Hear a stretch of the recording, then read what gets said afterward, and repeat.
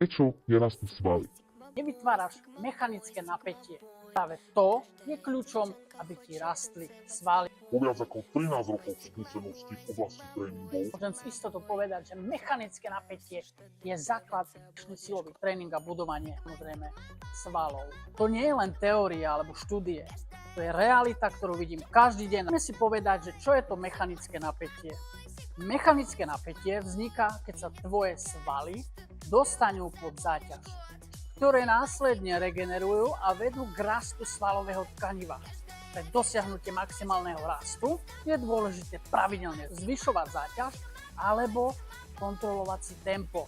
Dobre nastavené tempo je kľúčové. Zameraj sa na pomalú excentrickú fázu, čiže spúšťanie na 3-4 sekundy, aby si maximalizoval čas, teda ten sval, aby bol pod napätím.